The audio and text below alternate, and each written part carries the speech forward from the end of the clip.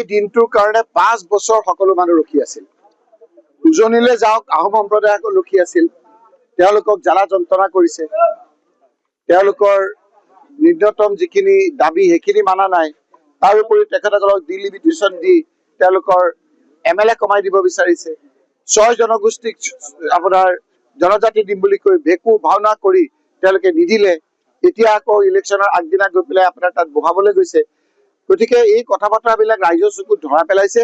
উজনি অসমত হিমন্ত বিশ্ব শৰ্মাৰ কাৰণে বিজেপি ধৰাশায়ী হ'ব আপোনালোকে চাব।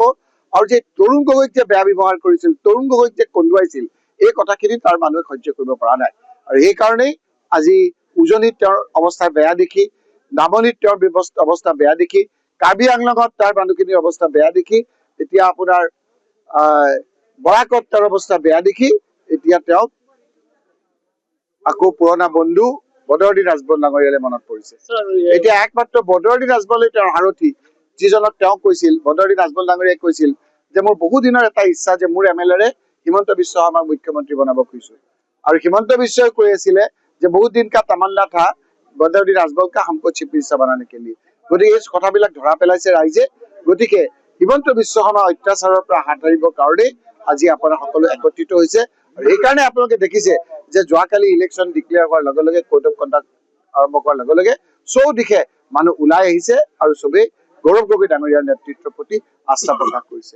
আজি ৰাইজে আপোনালোকে চাওক, ভোটৰ কথাবিলাক বাদ দিয়ক, জুবিন গাৰ্গে তেওঁক কি অন্যায় কৰিছিল যে জুবিন গাৰ্গৰ প্ৰতি তেওঁৰ ইমান অন্যায়? জুবিন গাৰ্গক তেওঁ ইমান কিয় বেয়া পাইছিল? আজি তেওঁৰ সমাধিস্থলীত গভৰ্ণমেণ্টখন থকা অৱস্থাত তেওঁৰ পইচা দিব নালাগে নহয়, তেওঁৰ এটা অৰ্ডাৰহে আছিল। তেওঁ বোলে আকৌ কৈ থাকে জুবিন গাৰ্গৰ বোলে সঁচা অনুৰাগী মিছা অনুৰাগী। তেওঁ জুবিন গাৰ্গক হত্যা কেনেকৈ জানিলে 10 ছেপ্টেম্বৰ তাৰিখে যে 19 ছেপ্টেম্বৰ তাৰিখে জুবিন গাৰ্গক হত্যা কৰা হ'ব? সকলো চকুত ধৰা পেলাইছে।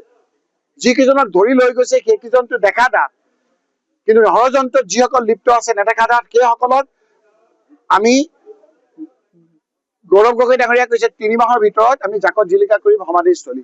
আৰু 1 মাহৰ ভিতৰত জুবিন গাৰ্গক যিসকলে হত্যা কৰিছিল সেই লোকসকলক ৰাইজৰ আগত আমি দাঙি ধৰিম।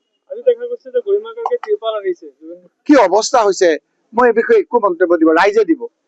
সেইকাৰণে কোনোবাই কৈছে 9 এপ্ৰিল হেছটেগ